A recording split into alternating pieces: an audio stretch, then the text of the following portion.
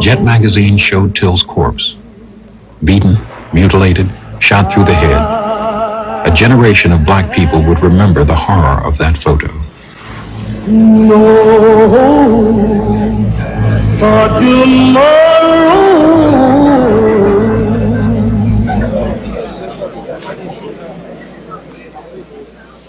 I believe that the whole United States is mourning with me, and that the death of my son can mean something to the other unfortunate people all over the world. Then for him to have died a hero would mean more to me than for him just to have died. Roy Bryant, husband of the woman in the store, and J.W. Milam, her brother-in-law, were arrested for the murder of Emmett Till. The trial was held in nearby Sumner, Mississippi.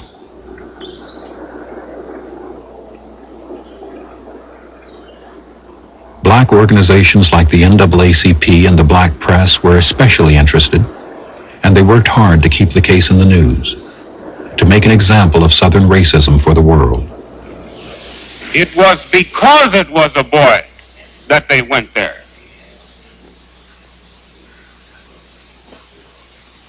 They had to prove that they were superior. They had to prove it by taking away a 14-year-old boy. You know, it's in the virus, it's in the blood of the Mississippian. He can't help it. I'd like for the NAACP or any colored organization anywhere to know that we are here giving all parties a free trial and intend to give a fair and impartial trial. And we don't need the help of the NAACP, and we don't intend for them to help us. We never have any trouble until some of our southern niggas go up north and the NAACP talks to them and they come back home.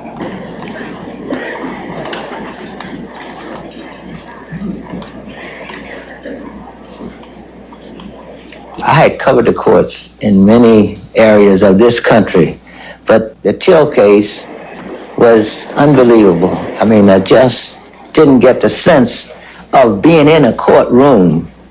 It was, first place, segregated. The black press sat at a bridge table far off from the court, and the boy's mother came down.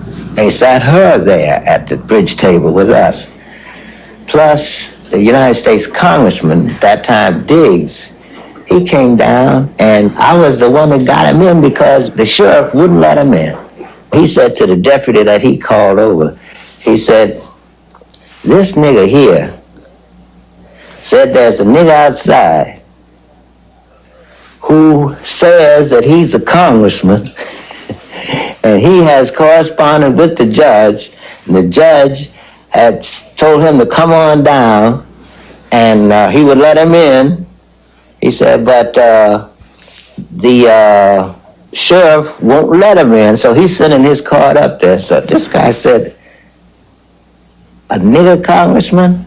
And he said, "That's what this nigga said." So I said, my God, I have never seen anything like this in my life. There was, of course, a lot of buzzing when I entered the place and was placed in that area, and I think the judge said something about, yeah, have that boy come on up here and sit down over here with these news reporters, you know.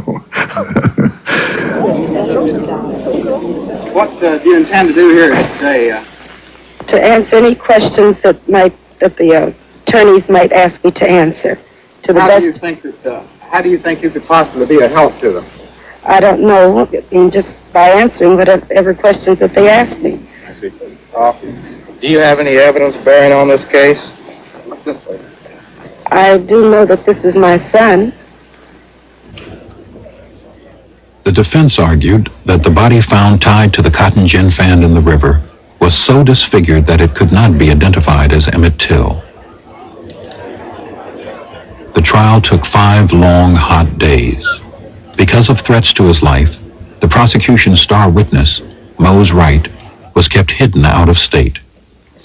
Will you go back to Mississippi to testify in the kidnap trial? Sure, I'll go back because I promised the sheriff I'll be back. And so if I live, I'm going back to testify. And after the trial, well, I'm through in Mississippi forever and ever. Didn't have my part in Mississippi. I'm through it. I don't want nothing to happen. At the time, I really didn't realize how brave my grandfather Mose Wright was, you know. But after I got older, I realized that he was a brave man. He was a mighty brave man to travel back down there, you know, among all those hostile peoples and testify and get him up in court and point his finger at a white man and accuse him of murder. He was called upon to testify as to could he see anybody in the courtroom, identify anybody in that courtroom that had come to his house that night and got the Emmett Till out. He stood up, and there was a tension in the courtroom, and he says in his broken language, "Dar he." Dar he, there he is. Other black witnesses came forward too.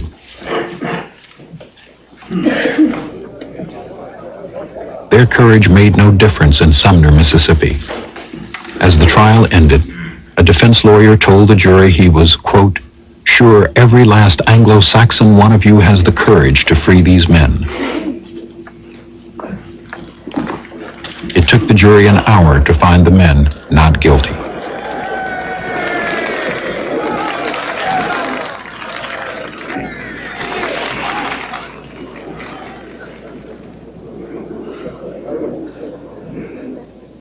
How do you folks feel now that it's all over? Roy, how about you? I'm just glad it's over with. J.W.? I am too. Mrs. Bryant, Feel fine. how about you, Mrs. Milam? Did you expect this verdict? Well, I was hoping for it.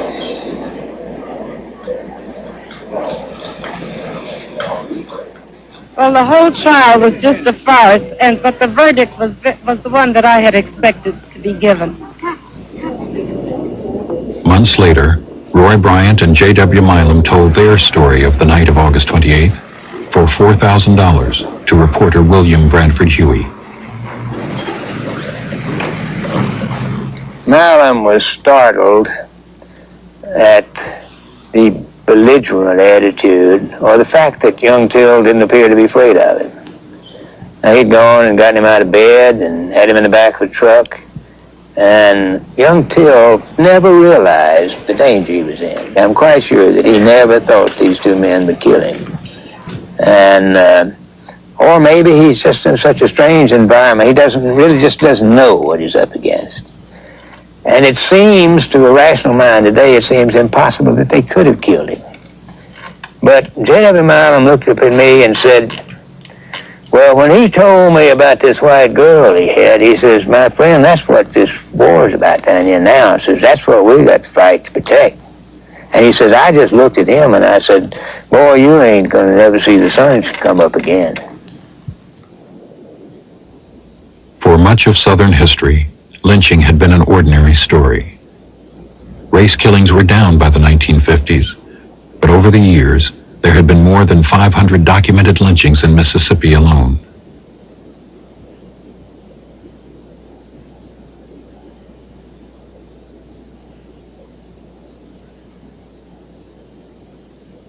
And the fact that Emmett Till, a young black man, could be found floating down the river in Mississippi, as indeed many had been done over the years, just set in concrete the determination of people to move forward. And I think we said back there that really only God, only the books in heaven can know how many Negroes have come up missing and dead and killed under the system in which we lived. In Mississippi, a few black people stood up to the system, but it was not enough. Their challenge was easily beaten back. 3 months later in Alabama, when many stood together, the challenge would be strong. It started with a woman named Rosa Parks in Montgomery. My Montgomery in 1955 was a typical southern city. We are called the cradle of the Confederacy. And there is a tradition in Montgomery of having carrying out the old Confederate South type of things, the stars and bars, flags. It was a totally segregated community. Department stores had white water fountains and colored water fountains. We had separate taxis. You had black taxis and you had white taxis. And Montgomery, like all of the South, had segregated buses. In interstate buses like this one, and in city buses, the whites sat in the front, the blacks in back. If more whites got on, the blacks had to give them the middle and back seats too. On December 1st, 1955, Rosa Parks refused to give up her seat to a white passenger. These front seats were occupied, and with one man, a white man, standing. At this point, the driver asked us to stand up and let him have those seats. And when none of us moved at his first words, he said, "Y'all make it light on yourselves and let me have those seats."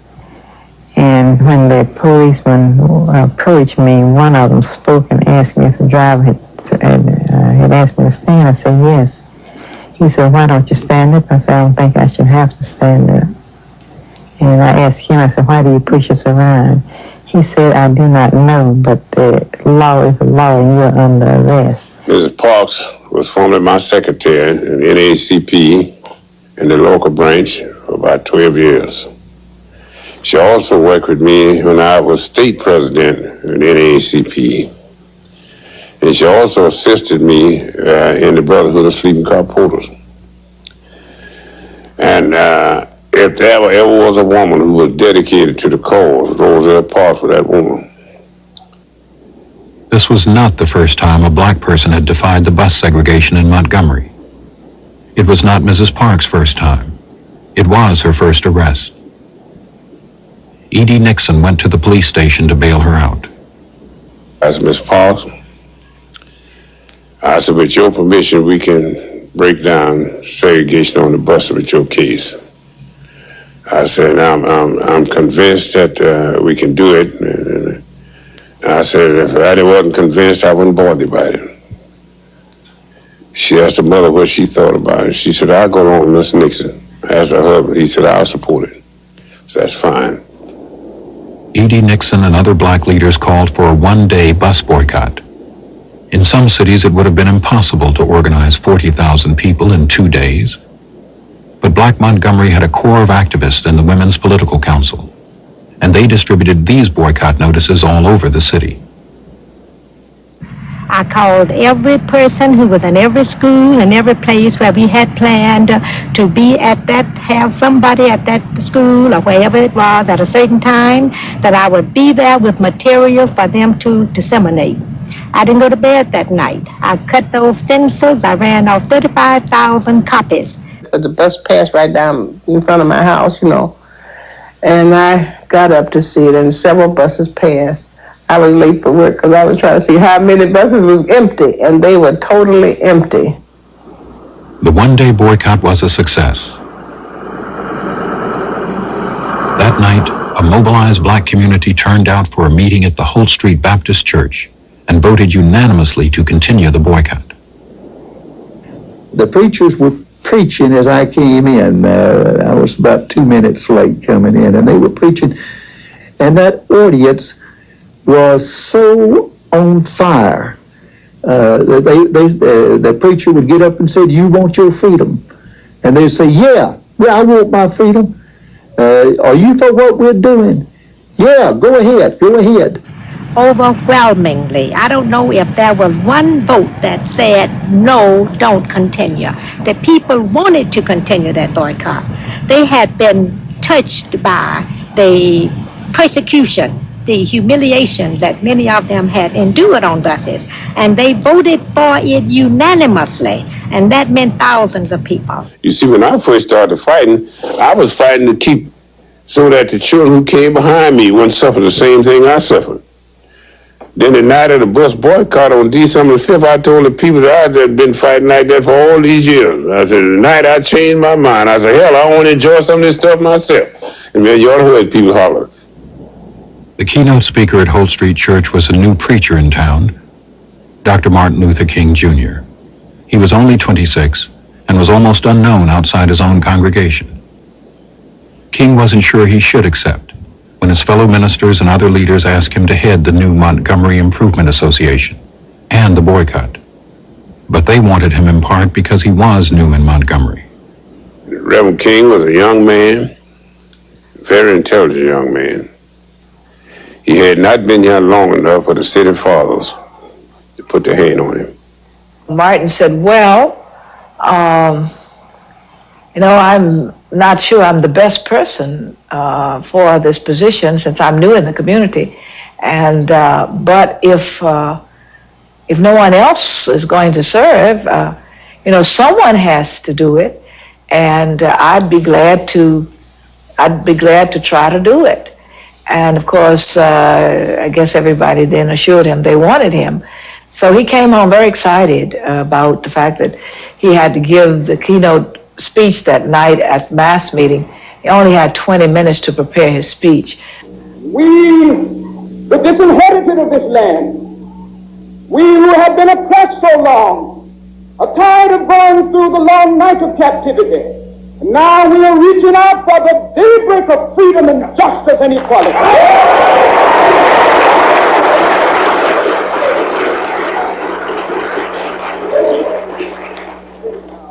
The only weapon that we have in our hands this evening is the weapon of protest.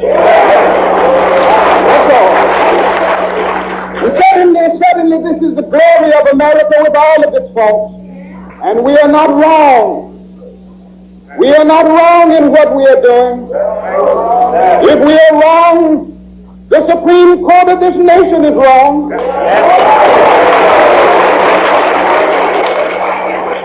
If we are wrong, the Constitution of the United States is wrong.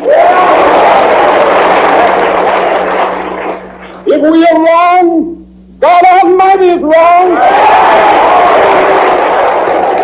We have never seen a crowd like that before. It took 15 minutes before the people would sit down and become quiet and let us begin the meeting. And I can tell you the name of the first song that we sang. It was What a Fellowship, What a Joy Divine, Leaning on the Everlasting Arms.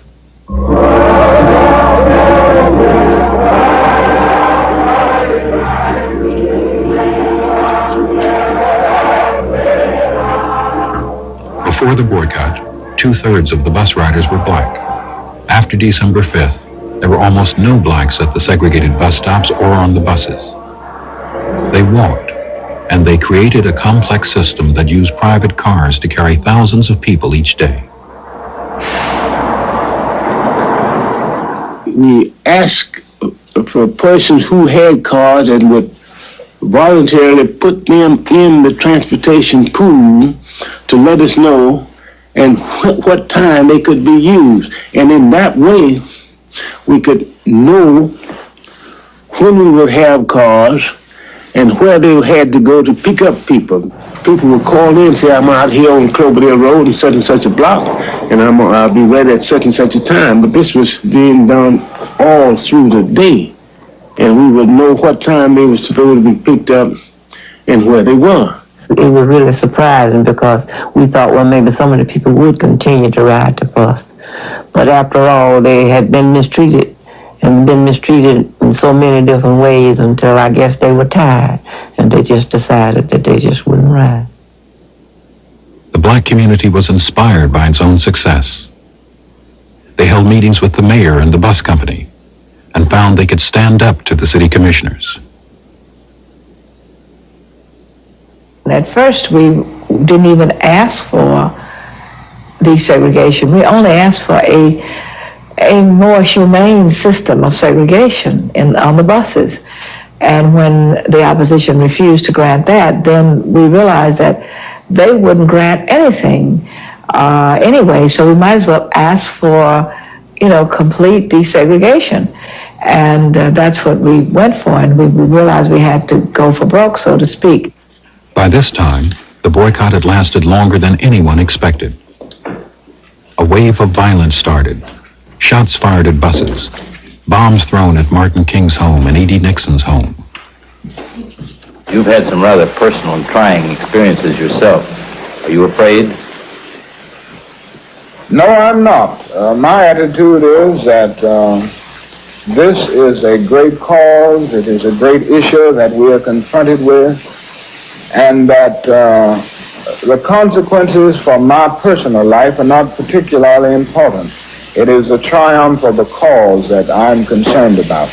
And I have always felt that ultimately along the way of life, an individual must stand up and be counted and be willing to face the consequences, whatever they are. And if he is filled with fear, he cannot do it. We thought that you could just shame America.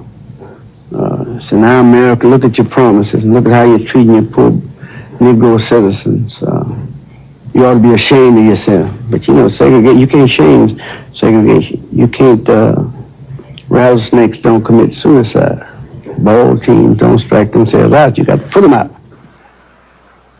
The nightly mass meetings in church were the backbone of the boycott.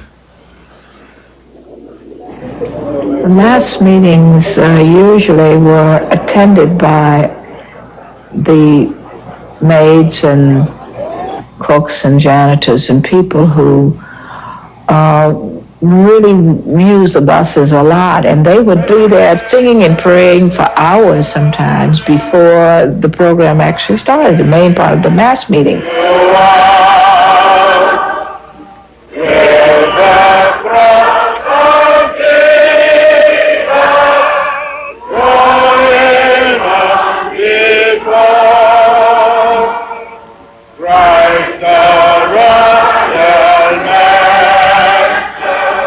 I attended just about all of them. We were really very interested in it because you could go and you could learn about so many things that you didn't know exist, and so many people would tell you how they were being mistreated, and they were glad that they were able to come up and not have to take the same treatments that they once had taken and was afraid to admit. The fear left. The fear that had shackled us across the years all left suddenly when we were in that church together. Dr. Abernathy would speak first usually, and he had the ability to really make them laugh and maybe make them cry some. He really knew how to, kind of get them in the mood. This show is your show.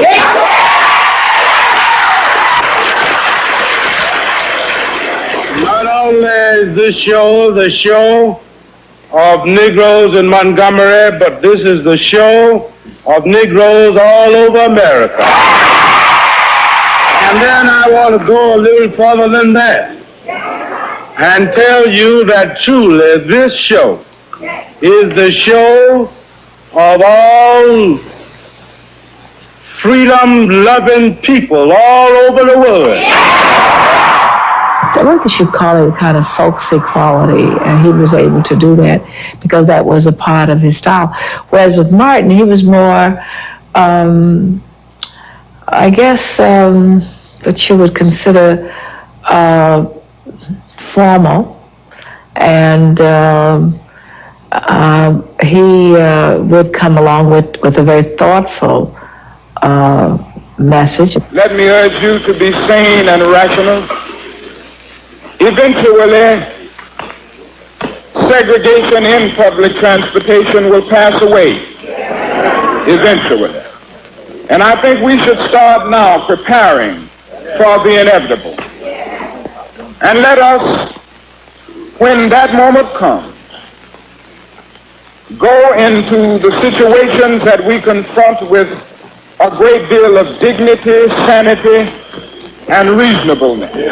It's very hard for an ordinary person to describe Reverend King's speaking ability, because he was such an outstanding, and he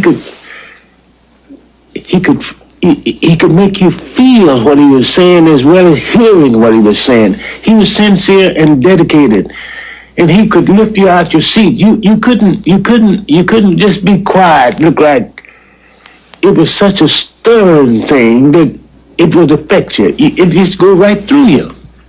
So I can't say much more than that, but because it is such a stimulating thing. And he was carried away, look like, with his own speech. Dr. King spoke with a new voice. Not only was it a new movement, but it was a new voice that you must love. You must not hate the people who hate or who act like they hate you. You must, and the best thing to make out of your enemy is a friend. So this had a very profound effect upon not only blacks but whites at this time. You are not going to permit the NAACP to control your state. As the boycott entered its second month, the white community's position hardened. There were whites who were sympathetic to the boycott, but many more were not. A segregationist group called the White Citizens Council held huge rallies and vastly increased its membership, becoming the largest organization in white Montgomery. They targeted anyone, black or white, who supported desegregation. 90% of the white people in Alabama are for segregation, but in the last few years we have had quite a number of backsliders, you might say, that for political reasons, to further their political ambitions, have been trying to garner the Negro vote and would do most anything to get that vote. The Citizens Council is out to utterly destroy those people. The thing that kept the whites going was segregation. Was the old way. Don't break the old way. Don't break this fabric. Don't break down segregation. Don't take this away, this old South. Don't take back the things that we've always known, and that we fought a war over these things, and that our forefathers would have us do this. Despite the pressure, the buses remained empty. The black leaders decided the boycott might weaken if they didn't respond quickly to the violence. They filed suit in federal court, claiming that bus segregation was unconstitutional.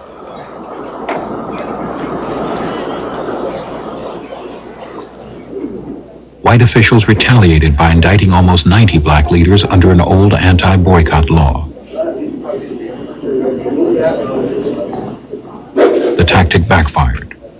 Suddenly, the national press was very interested in the story, and in the eloquent Martin Luther King Jr.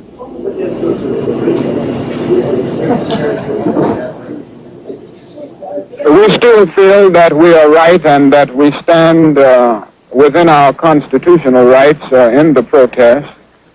We still advocate nonviolence, passive resistance, and still determined to use the weapon of love. Jesus is with me.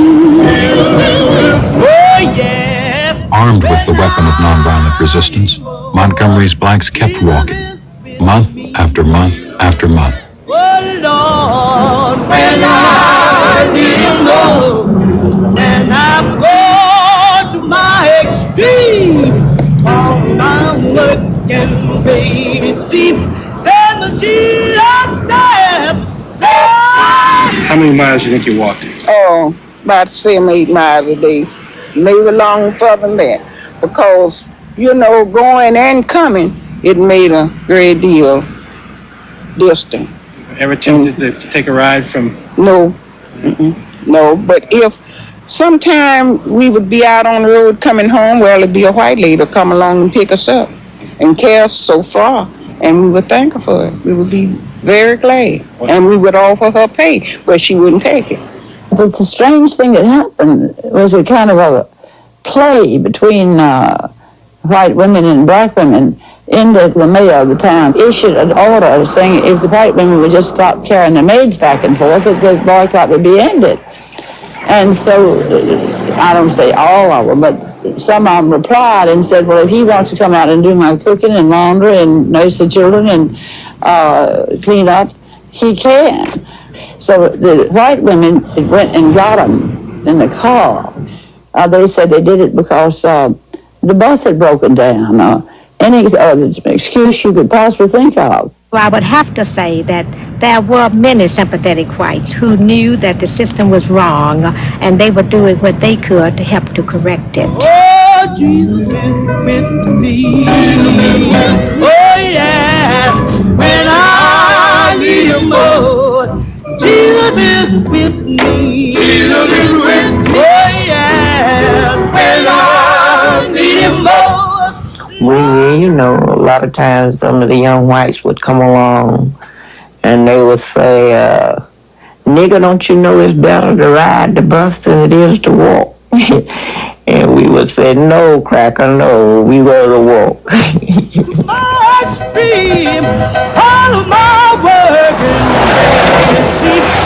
April 1956. The boycott was 4 months old. In other states, lawsuits and black pressure were breaking down bus segregation, but not in Alabama.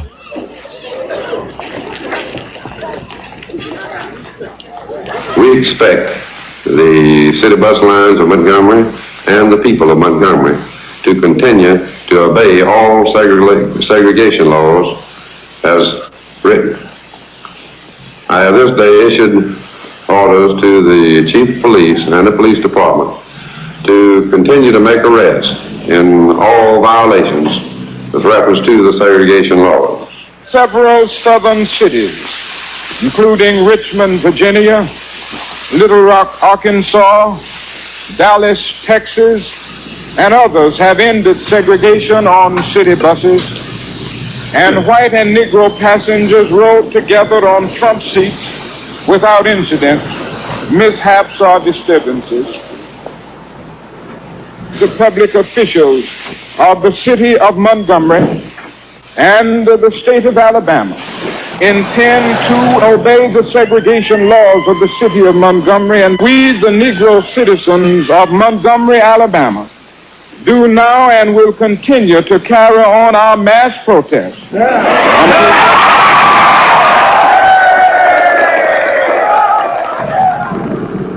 June 1956, 6 months.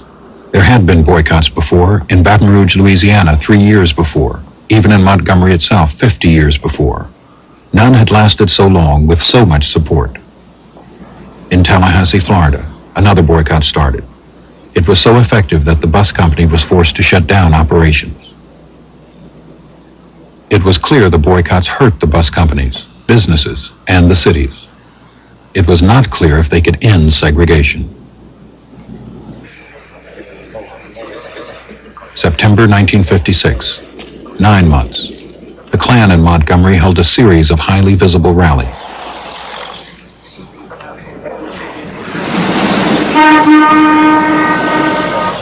They want to throw white children and colored children into the melting pot of integration, out of which will come a conglomerated, mongrel class of people. Both races will be destroyed in such a movement. Many in the black community were frightened, but they kept walking. 10 months, 11 months. The boycott's second Christmas was approaching. Downtown stores were hurt, but neither the city nor the marchers would compromise. On November 13th, 1956, the U.S. Supreme Court broke the deadlock, ruling unanimously that Montgomery's bus segregation was unconstitutional.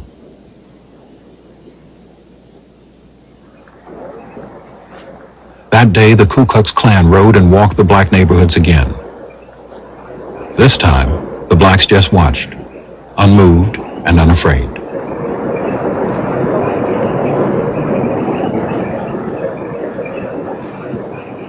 The decision rendered by the Supreme Court yesterday was a victory. But it wasn't a victory for colored folks. Don't make that victory that small. It wasn't a victory for 50,000 Negroes of Montgomery. It wasn't merely a victory for 16 million Negroes of America. That was a victory for justice and goodwill. Now, what will be our mode of action in the light of this decision? After thinking through this question very seriously, the Executive Board of the Montgomery Improvement Association recommends that the 11-month-old protest against the city buses will be called off, and that the Negro citizens of Montgomery, Alabama will return to the buses on a non-segregated basis.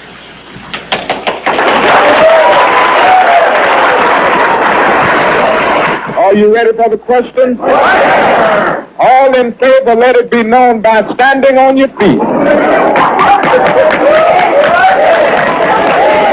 It seems that it is carried unanimously.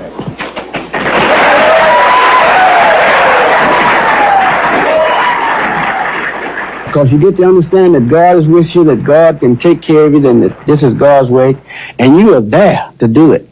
And I think that's a sense of drive. That's what many people don't understand about what happened back in the Deep South. That here I am, that this is my duty. I've got to do something. And God is with me. And if God is with me, how can you lose leaning on the everlasting arm?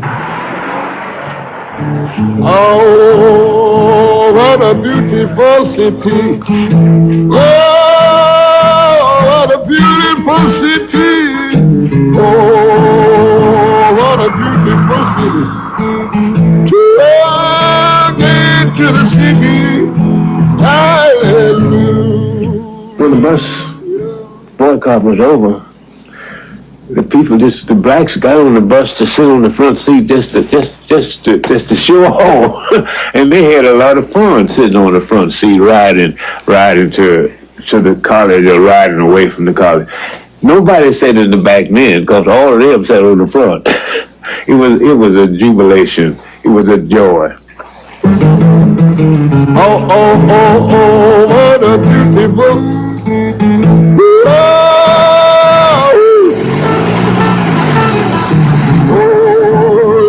What a beautiful city. Get to the city. Hallelujah. We had won self-respect. We had forced the white man to give what we knew was a part of our own citizenship, and so we had won that.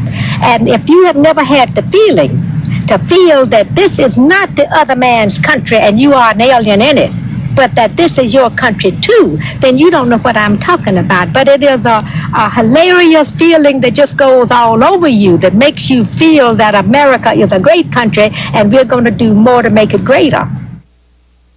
In a moment, Eyes on the Prize will continue with Fighting Back.